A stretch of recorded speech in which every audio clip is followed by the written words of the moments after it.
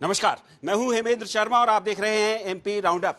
पिछले 2 दिनों में कांग्रेस पार्टी के नेता राहुल गांधी ने 2 बार कास्ट बेस्ड सेंसस करवाने की मांग की है।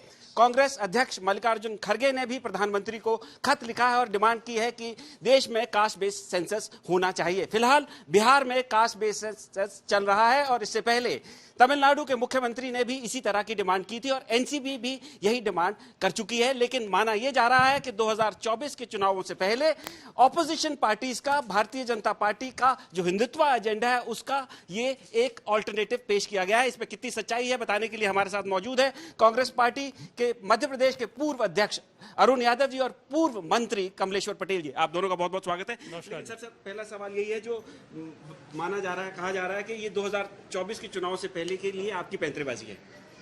देखिए, इसमें कोई नई बात नहीं हो रही है।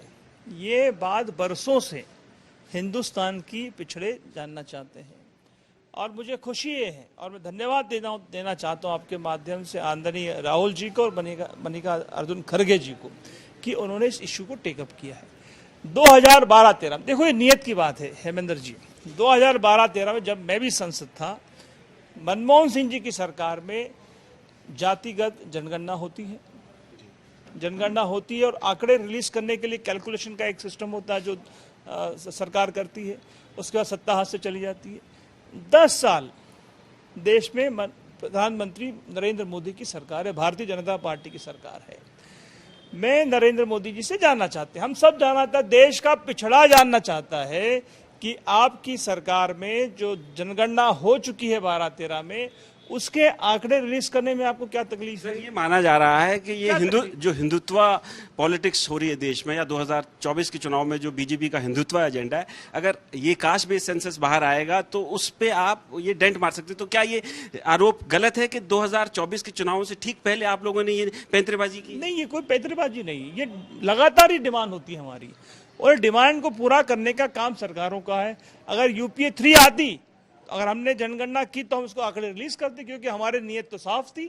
हम तो बताना चाहते जनता, इस देश की जनता को, पिछड़ों को, कि किस क्षेत्र में, किस जिले में, किस राज्य में कितनी किसकी आबादी है। अगर जनता जान जाए तो किसी सरकार को क्या आपत्ति होना चाहिए। देखिए, भारतीय जनता पार्टी का और विशेष रूप से संघ का जो एजेंडा है वो एजेंडा पिछड़ों की मदद करने का नहीं है।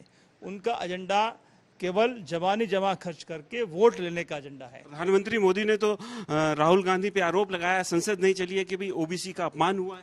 मैं वही कहना चाहता हूं कि एक तरफ तो आप ओबीसी का अपमान की बात करते हैं और आप खुद सत्ता में सत्ताधारी हैं, तो पिछड़ों के लिए आपने क्या किया आप बता दीजिए।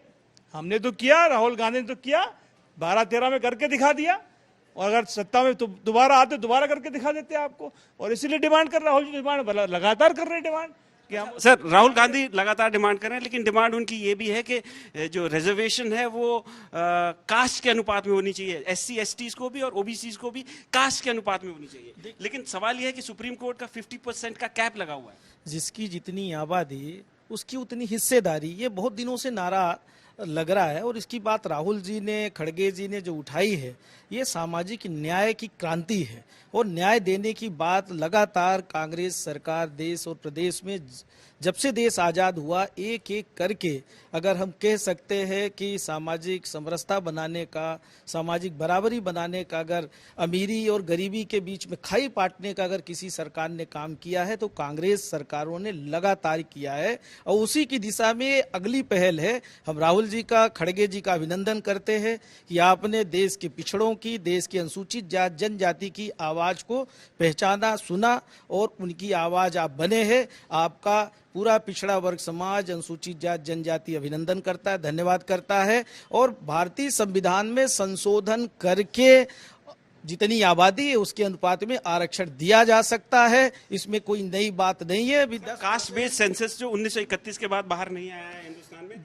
और आपकी सरकारें बड़े लंबे समय तक हिंदुस्तान में रही हैं, तो ओबीसी ओवरनाइट तो 51% नहीं हुए, तो आज तक उनको कास्ट के हिसाब से, अनुपात के हिसाब से रिजर्वेशन क्यों नहीं मिला? जब बात उठी तो 2011-12 में कांग्रेस सरकार ने ही जाति जनगणना कराई और पब्लिश, जैसा कि अरुण जी बता रहे थे कि डाटा जब तक पूरा असेंबल नहीं हुआ इसलिए पब्लिश नहीं कर पाई थी कांग्रेस सरकार। पर जो अगली सरकार बनी उसकी जिम्मेदारी बनती है कि जो पिछला अधूरा काम है उसको पूरा करे। उदाहरण के लिए मंडल आयोग अगर गठित हुआ था तो इंदिरा जी जब देश की प्रधानमंत्री बनती है तो उस मंडल आयोग को 6 साल कार्यकाल बढ़ाने का काम किया, क्योंकि उससे इंदिरा जी भी सहमत थी कि सामाजिक न्याय मिलना चाहिए और उसको अलग अलग प्रदेशों में देश में लागू कराने का काम किया।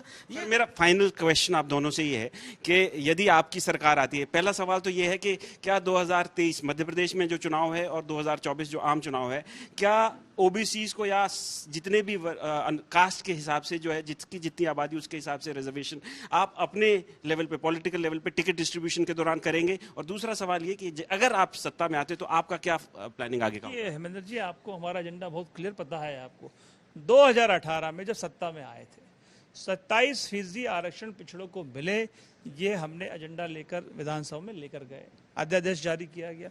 जो अध्यादेश जारी हुआ उसके खिलाफ सो कॉल्ड अभी स्थानीय जो वर्तमान की सरकार है, यही शिवराज सिंह चौहान जो वर्तमान के मुख्यमंत्री है, इनके नेता अभिनेता जो आरक्षण है उसके खिलाफ में हाई कोर्ट में जाते हैं और उस पर स्टे कराने का काम करते हैं। हमारी नीयत तो साफ है, हमने तो 2018 में कर दिया था और 2023 में पुनः कहना चाहता हूँ, 2023 में सत्ता में आने के बाद पुनः मध्य प्रदेश के पिछड़ों को आरक्षण देंगे। और जहां तक संगठन की बात है, टिकट वितरण की बात है, उस पर गहन विचार हमारा संगठन कर रहा है। कमलनाथ जी के साथ कल भी हमारी बैठक हुई थी और हमारे ये स्पष्ट एजेंडा है कि जहां जो मजबूत है, पिछड़ा है, उसको जरूर उसकी भागीदारी मिलनी चाहिए। गहन विचार जो है कांग्रेस पार्टी के अंदर हो रहा है कि ओबीसीज को टिकट डिस्ट्रीब्यूशन में भी भागीदारी उनकी मजबूत हो। लेकिन यह जरूर कहा जा सकता है अभी कि 2024 के चुनाव से पहले भारतीय जनता पार्टी का जो हिंदुत्व का एजेंडा है उसके जवाब में ये ओबीसीज रिजर्वेशन का एजेंडा ऑपोजिशन पार्टीज खड़ा कर रही हैं और 2024 के चुनाव तक ये मुद्दा बना रहेगा। एमपी राउंडअप में आज सिर्फ इतना ही। कल फिर मुलाकात होगी, तब तक के लिए थैंक यू, गुड बाय।